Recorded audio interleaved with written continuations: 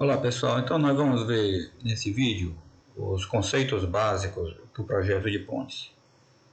Bom, primeiro vamos à parte de nomenclatura, né? Denomina-se ponte a obra destinada à transposição de obstáculos, à continuidade do leito normal de uma via, né? Pode ser uma via rodoviária ou uma via ferroviária, e esses obstáculos podem ser rios, braços de mar, vales profundos ou outras vias, né? Cruzamentos, etc.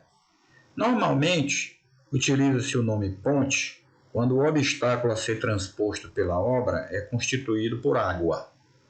Embora esse termo ponte seja um nome genérico, mas se atribui especificamente esse nome no caso do obstáculo a ser transposto ser água, um curso d'água, um braço de mar, alguma coisa. Em caso contrário, a obra recebe a denominação de viaduto, os viadutos urbanos, por exemplo, para eliminar cruzamentos, Também existe um nome mais antigo, uma terminologia que se chamava-se de elevados, O elevado normalmente é quando tem uma obra, em que você duplica a via, criando uma via superior a ela, Então, você vai numa avenida e constrói num nível mais alto a mesma avenida, Então, fica a parte inferior e a parte superior desta via, Então, isso é que a gente chama de elevado nesse caso. Bom, na terminologia rodoviária e ferroviária, as pontes ou viadutos são chamados também de obras de arte especial. Assim elas são denominadas no DENIT, por exemplo, em que o caderno que compõe o projeto, um dos cadernos que compõe o projeto da rodovia é o caderno de obra de arte especial, e nesse caderno vocês vão encontrar os projetos, das pontes, das pontes ou viadutos, Então lá nesse caderno vão estar as plantas, no caso da estrutura, locação e também toda a parte de conformidade, com a via, a harmonia, com o projeto rodoviário. Bom, o que a gente pode dizer? Desde que o homem habita este mundo, as pontes são a expressão de sua vontade de superar os obstáculos que encontra no caminho até seu objetivo. Então, as pontes são testemunhos de progresso, poder e decadência. Nos falam das culturas dos povos e também da sua mentalidade. As pontes, portanto, sempre estiveram na vanguarda, do desenvolvimento da construção, Tanto da construção, obviamente, como também dos projetos, de estruturas. Aqui nós temos um exemplo mais moderno da ponte que pode ser considerada a ponta, do avanço, top de linha, que seria na verdade, o viaduto de Millau, na França. Em francês seria Millau, a pronúncia correta, Esse viaduto ele é rodoviário e atravessa um vale, encurtando assim a distância desse percurso de uma rodovia no sul da França. Na verdade, existe um pequeno riacho aqui embaixo, com uma passagem ferroviária também, mas o viaduto, na verdade, tem uma função de ligar dois pontos elevados, evitando então a descida, e a subida dentro deste vale aqui. O viaduto como um todo tem 2.460 metros de extensão, com vãos também bastante ousados de 342 metros. E o que é mais característico e surpreendente dessa estrutura é que nós temos pilares com alturas de 245 metros, 245, 230 metros. Então, é uma estrutura que os processos convencionais de construção, não seriam viáveis, poderiam ser até executados, mas com bastante dificuldade e, sobretudo, com bastante tempo de execução. Então, a solução proposta é um tabuleiro metálico, como vocês estão vendo aqui, a seção transversal tem 32 metros de largura no total, né? É uma seção celular, que a gente chama um caixão, né? Com elementos metálicos, tabuleiro também metálico, né? A gente vê aqui com mais detalhes. Nós temos três pistas, na verdade, de cada lado, né? Uma faixa de segurança aqui e uma faixa central que não é utilizada porque justamente nós vamos ter uma linha de cabos centrais, né? Esse ponte é o tipo de ponte denominada de ponte estaiada, porque o tabuleiro está pendurado, né, aos elementos verticais, que são os pilares, através desses cabos inclinados aqui. Esses cabos inclinados, por sua vez, eles podem ser tracionados durante a execução, criando aqui a possibilidade de você controlar, por exemplo, a flecha do tabuleiro, né, através do estiramento, né, da puxada desses cabos, que pode ser feito pelo topo do mastro, né, que é esse elemento aqui, complemento do pilar acima do tabuleiro, ou no intradorso aqui do tabuleiro, né? Seria a possibilidade então de fazer esse que seria a operação de estiramento desse cabo ou proteção dos cabos. E você vê que a altura aqui também é considerável, né? Além do tabuleiro, o pilar se prolonga por uma altura mais de 90 metros. Bom, a execução dessa obra, né, ela é feita por um processo também dos mais modernos, que é o processo de empurramento ou deslizamento do tabuleiro. Então, vejam que há uma sequência, né, de repetição da estrutura, os vãos são iguais, o que facilita a execução por módulos, né? Então, todos esses módulos são feitos aqui fora, na lateral, e depois eles são empurrados e posicionados, né, sobre os pilares. Vocês estão vendo aqui a fase construtiva, em que você tem, inclusive, a utilização de pilares metálicos intermediários provisórios, justamente para diminuir o vão total durante a operação de montagem, né? Então, em cada apoio desse aqui, existem sistemas hidráulicos que suspendem o tabuleiro e movimentam esse tabuleiro para avançam, né, com o tabuleiro até chegar à sua posição definitiva. E vocês podem ver isso em filmes da montagem dessa obra na internet, tá? No YouTube vocês vão encontrar, coloca lá Viaduto de Milão, né? Que vocês vão ter uma série de filmes das fases ou das etapas construtivas desse viaduto. Então, essa seria um exemplo, né, dentre inúmeros que a gente tem hoje em dia, de obras assim que utiliza as mais modernas tecnologias, né, construtivas e de utilização de materiais especiais também, né? Você tem construção também aqui dessas colunas, né, de concreto com forma deslizante, né, como a gente está vendo, uma altura muito grande aqui, de 230 metros, né? Então, utiliza na construção, né, de obras desse tipo, são utilizadas então metodologias construtivas, materiais e sistemas, né, de análise estrutural mais sofisticados, porque vejam que não é suficiente analisar a estrutura na sua posição final, né? Devem ser feitas análises de todas as etapas construtivas, né, checando a não ultrapassagem, né, dos esforços ou das tensões máximas dos materiais utilizados. Bom, aqui vamos então agora para discutir como que faz o tipo de ligação, né, das pontes com a via ou a ferrovia tradicional, né, a ferrovia sobre aterro ou a ferrovia em terreno natural. Então, a ponte vai ser uma interrupção então do leito natural da via, e a ligação com a via pode ser feita através de encontros, que são muros, né, em forma que você tem a forma em forma de U, né, em que formando uma caixa tridimensional em que o aterro vem e entra aqui dentro, né, desse muro, ficando contido então pelo muro frontal, que seria essa parte aqui, o muro frontal desse encontro, né? Aqui a gente está vendo como que o aterro cai lateralmente, né, em talude natural aqui. Normalmente o talude rodoviário tem uma inclinação de 3:2, né, 3 na horizontal, 2 na vertical. É normalmente o ângulo de atrito interno do material usado nos aterros rodoviários. E aí você tem essa conformação aqui.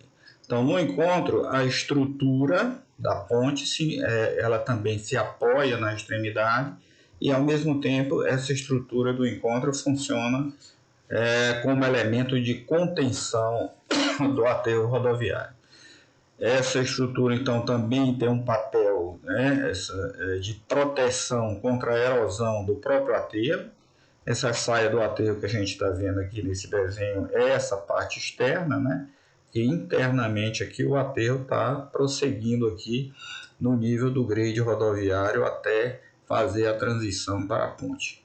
Então, essa é uma solução, vamos dizer assim, segura do ponto de vista de estabilidade desse aterro, né? E também, sobretudo, de proteção do aterro rodoviário contra a erosão, né?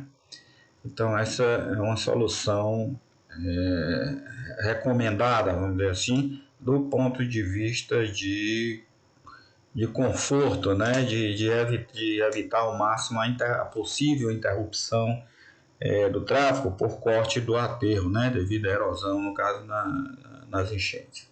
Além disso, nessa figura, a gente pode ver que a ponte, ela pode ser, a estrutura da ponte, ela pode ser dividida em 3 partes, né? Em 3 componentes. Primeiro, a gente chama de infraestrutura, que corresponde aos elementos estruturais de fundação, que aí, obviamente, dependem da natureza do solo, pode ser uma fundação direta, né? Sapatas ou blocos. Isso normalmente acontece quando eu tenho uma situação de afloramento de rocha, né? Em solo arenoso, dificilmente nas pontes se fazem fundação direta, mesmo que tenha capacidade, por causa do problema de possibilidade de erosão, né? E também existem as soluções com fundações profundas, né? Estacas ou tubulões, né? Ou hoje em dia também a utilização de estacões, né? Que são escavados com equipamentos mecânicos até encontrar material resistente, né? Isso porque a solução hoje em tubulão, que são estacas que eram escavadas manualmente, né? Hoje são praticamente eliminadas devido ao risco, né? Da saúde das pessoas que vão fazer a sua construção. Bom, o elemento entre a fundação, né, e o tabuleiro da ponte em si é denominado de mesoestrutura. Então, a mesoestrutura poderá ser composta por pilares ou por pilares paredes ou pilares aporticados, né, pilares ligados por vigas transversalmente aqui, ficando então encarregados de transferir a carga que vem do tabuleiro para a fundação. Existe também, compõe também muitas vezes a mesoestrutura, os chamados aparelhos de apoio, né? Que são os elementos que vão transformar funcionar como uma articulação entre a mesoestrutura, ou seja, entre os pilares e o tabuleiro da ponte, né? Então, normalmente nas pontes também não se faz a ligação monolítica, né, entre os pilares e a superestrutura, embora essa solução seja possível e ultimamente tem sido muito também utilizada, né, por motivos até de questão de estabilidade, no caso de pilares muito elevados, né? Mas o processo tradicional é da articulação. Então, nós vamos mais na frente estudar os tipos de aparelhos de apoio que podem ser utilizados. A função principal é criar uma articulação, ou seja, não permitindo a transferência de momentos fletores entre a superestrutura e os pilares, né, da ponte. Os pilares vão servir simplesmente para transferência de cargas verticais, né, provenientes do peso do tabuleiro e de ações horizontais. Às vezes, nas pontes muito longas, né, se usa apoios móveis, né, justamente para permitir a dilatação livre do tabuleiro, sem que empurre, né, ou puxe os pilares de extremidade, né, sobretudo se a estrutura da extremidade for um encontro, que tem bastante rigidez, né, então isso poderia provocar esforços, né, suplementares aqui na estrutura devido à restrição ao deslocamento. Bom, e finalmente na parte superior, que é o tabuleiro, a gente chama de superestrutura, né? Que é a parte que normalmente tem que ter uma laje, que é por onde os veículos vão caminhar. Essa laje pode ser ela própria a estrutura que vence o vão, né? Uma laje maciça de concreto, por exemplo, né? Ou essa laje poderá estar apoiada em nervuras, né? Ou vigas. Então nós temos uma solução aí de estruturas de laje apoiada em viga. Esse vigamento, vamos ter vigas no sentido do vão, que são as vigas longitudinais ou longarinas, e podemos ter vigas transversais, né? Formando então uma grelha, né? No plano do tabuleiro, constituindo então aquela casa da laje apoiada, uma laje da superestrutura ser constituída por uma laje apoiada em vigas ortogonais. Certo? Então aqui é mais para chamar a atenção dessa terminologia quando a gente fala de superestrutura, mesoestrutura, infraestrutura e o caso do encontro, né? Então o encontro é também um elemento que funciona ao mesmo tempo como meso e infraestrutura, um elemento só, né? Ele já transfere, a não ser, podemos ter também um encontro apoiado sobre estacas, e aí o elemento de fundação seria a estaca, mas não teria bloco de coroamento, teria a própria parede do encontro, né? Que se apoia sobre esse estaqueamento. Mas na maioria dos casos, os encontros são apoiados diretamente no solo, né? Em cima de alteração de rocha ou rocha, às vezes, cravada em rocha florante. Tá? Então essa é a situação da terminologia clássica, né? Então essa é a solução com extremidade e encontro. Uma outra alternativa, pessoal, como essas estruturas dos encontros às vezes são bastante caras, né? Uma alternativa que é também bastante utilizada aqui no Brasil é a eliminação do encontro e a construção de uma ponte mais comprida, né? Fugindo aqui do nível de enchente máxima, portanto evitando a erosão do aterro, né? durante a enchente, e aí não se faz a construção do encontro, passa-se com a superestrutura aqui em balanço, né? A estrutura avança aqui e não tem apoio aqui na extremidade, fica então um balanço aqui. E o talude vem, o aterro rodoviário, então vem e encontra aqui a ponte, e aqui embaixo da ponte ele cai em talude natural. Então essa solução é uma solução, por exemplo, possível no caso de viaduto rodoviário, né, por exemplo, em que não há o perigo da erosão, e também nas pontes ele é possível desde que você deixe essa saia do aterro, né, distante aqui do nível de enchente máximo. Então essa solução seria interessante nessas condições, né? Na verdade, no Brasil não se faz muito isso, esse aterro acaba caindo dentro ainda da faixa da cota de enchente máxima, portanto ele seria atingido pela água, e o que se faz para tentar minimizar a possibilidade de erosão é fazer um enrocamento de pedra aqui, né, na face do talude aqui, né? Protegendo, então, tentando proteger esse talude contra a erosão, ou seja, o carreamento, né, desse material e a consequente desestabilização do aterro de acesso aqui à ponte. Então, isso é uma solução que corre esse risco, né? Em compensação, ela é certamente mais barata do que a solução com a utilização de encontros, que é mais segura, né, do ponto de vista de erosão. Aqui vocês veem uma solução urbana, né, um viaduto urbano, em que o talude aqui cai naturalmente, né, e também foi colocado aqui um murinho aqui final, porque o comprimento desse balanço não era suficiente para tirar todo o aterro aqui da via, então complementa-se com um murinho de arrimo aqui, mas de qualquer forma evita-se a solução aqui com encontro, né? É isso. Aqui mais na frente a gente vai ver outras soluções com talude, no caso de rios também, ok? Bom, nós vamos então agora começar a descrever a tipologia, né, das superestruturas ou dos tabuleiros. Vamos falar exclusivamente então agora da questão da superestrutura. O primeiro modelinho que a gente vê, a primeira possibilidade, né, o primeiro sistema estrutural que é o que a gente vê é a ponte em laje maciça.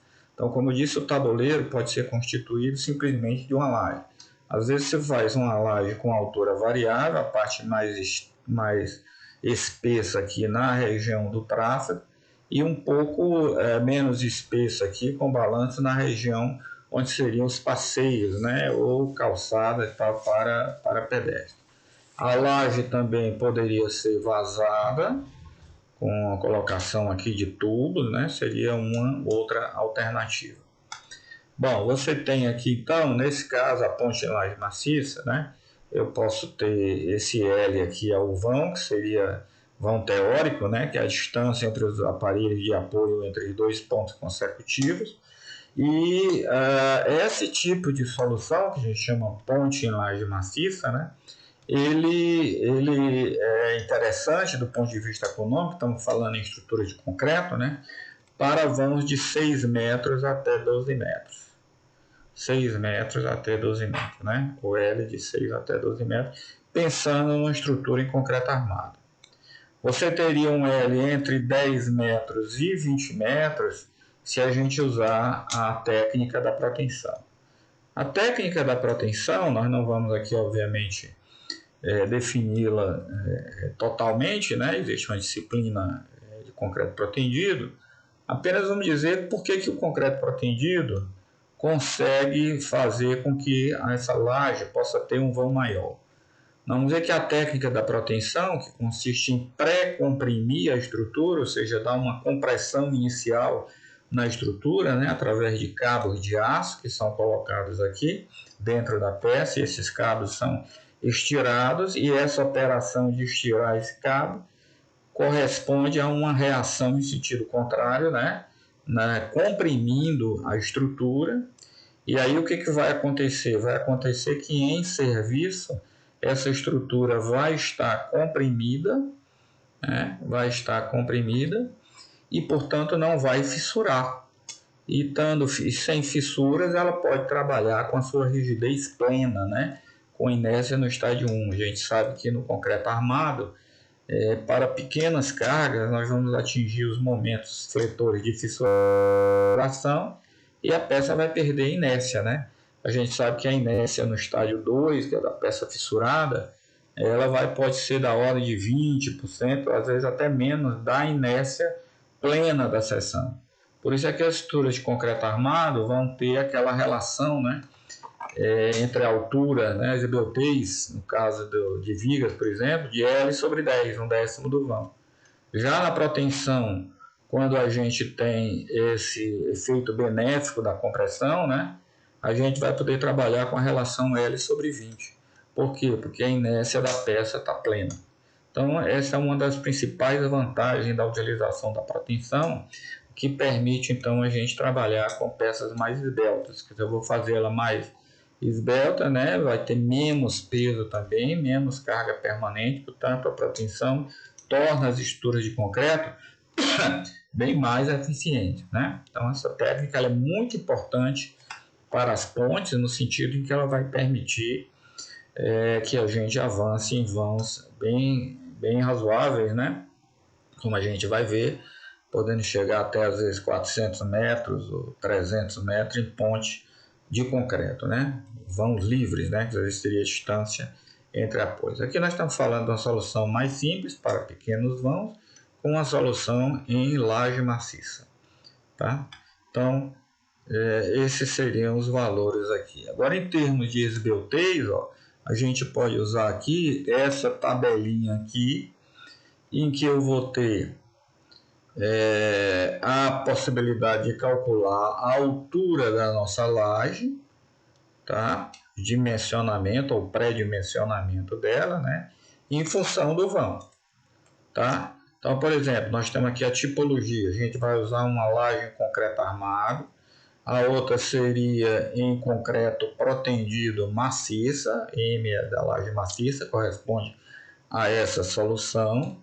E laje em concreto protendido vazada, que seria essa alternativa aqui. Então, nós temos o caso de um vão só, uma estrutura isostática. Então, vai para L sobre 20, a altura, né, da nossa viga, da nossa laje, o Hzinho da laje. Portanto, se eu tenho um vão de 12 metros, concreto armado, vai me pedir uma laje de 12 sobre 20, que dá 0,6 metros, ou seja, 60 centímetros de espessura. Se a laje for em concreto protendido maciça, usa L sobre 25, concreto protendido vazada, L sobre 22. E aqui nós temos as opções agora, por exemplo, aqui no desenho está marcado uma ponte com 2 vãos, né? Com 2 vãos. Então seria esse caso aqui, ó. Se eu tenho 2 vãos e quero fazer uma altura com então estrutura contínua, né? E quero fazer com altura constante, eu posso usar agora uma esbeltez ainda maior, L sobre 26. Uma ponte com uma laje menos espessa do que a solução com um vão. Né? L sobre 28, pretendida maciça. L sobre 25, pretendida vazada. Né? E aqui eu posso querer fazer uma laje com espessura variável, né? Colocar um engrossamento aqui junto ao apoio, talvez até uma mísala, né? Um quarto de vão aqui para cada lado. Então, nesse caso, é interessante usar a solução concreto protendido vazada, né? Laje vazada, com L sobre 20 no apoio e L sobre 30 no vão, seria uma alternativa também. Agora, se eu tenho 3 ou mais vãos contínuos, eu ainda posso diminuir mais a esbeltez, né? Se for espessura constante, eu vou para L sobre 28, tá? Se for concreto protendido maciça, L sobre 33, e posso ir também para L sobre 30, né? Se eu usar a laje protendida vazada. Ok?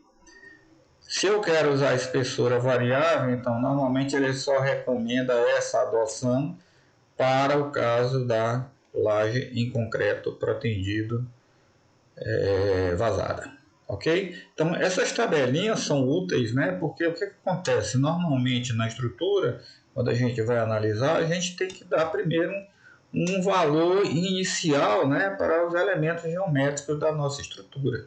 Então é interessante que a gente tenha alguma orientação de pré-dimensionamento para poder ter um ponto de partida. Faz a análise. Se não passou com aquela seção, modifica um pouco a seção, né, até você conseguir um bom resultado. A ideia com essas tabelinhas é que você já se aproxime, né, bastante da solução que é viável, né, para o seu projeto. Ok?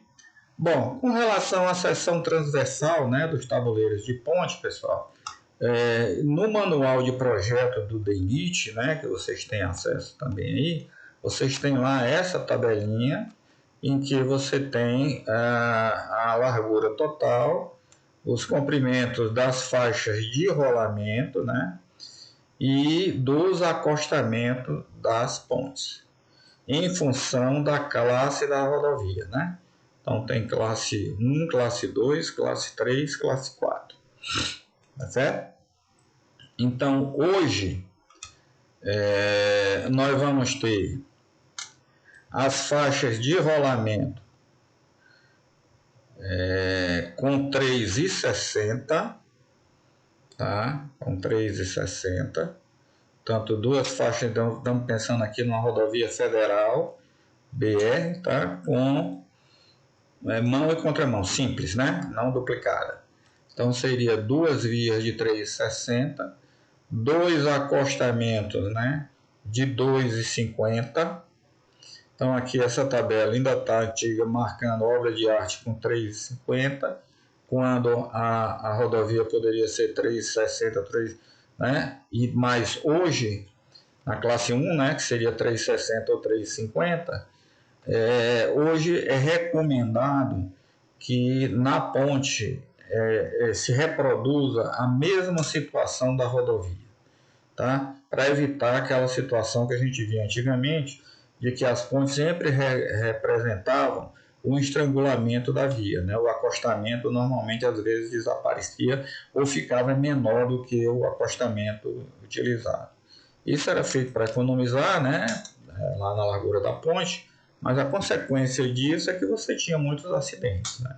Então hoje praticamente tem um programa de alargamento dessas pontes mais antigas, de recuperação, né? Justamente para evitar essa situação de risco, né? de acidente. Então o que acontece? Nós temos na BR 360, 360 dá 7,20, mais 2,50 de cada lado aqui de acostamento, então fecha mais 5 metros, mais 7,20 dá 12,20, e tem mais 40 centímetros das barreiras laterais ou guarda-rodas, né? Que complementam então os 13 metros que existe hoje em dia. Vocês vão encontrar muitas pontes ainda com 12,80, justamente porque se adotava 3,50 para cá, 3,50 para cá, né? Para a faixa de rolamento, criando um estreitamento da ponte, 12,80. Mas hoje o DENIT firmou, né, o conceito de que na obra de arte especial deve se reproduzir exatamente a seção da rodovia, fazendo com que não haja nenhum ou menor estrangulamento, né, quando se passa da transição da rodovia para a ponte. Porque fica aquele obstáculo da barreira, né, que era precisava fazer uma transição com a barreira metálica, mas que nem sempre funcionava. Ok? Então é isso. Eu acho que a gente vai depois complementar com outros tipos de alternativas, né, de projeto de tabuleiro. E no próximo vídeo sobre esse assunto nós vamos fazer uma aplicaçãozinha numérica, né, de um exemplo de anteprojeto, né, ou de projeto de pré-dimensionamento de uma ponte em laje maciça.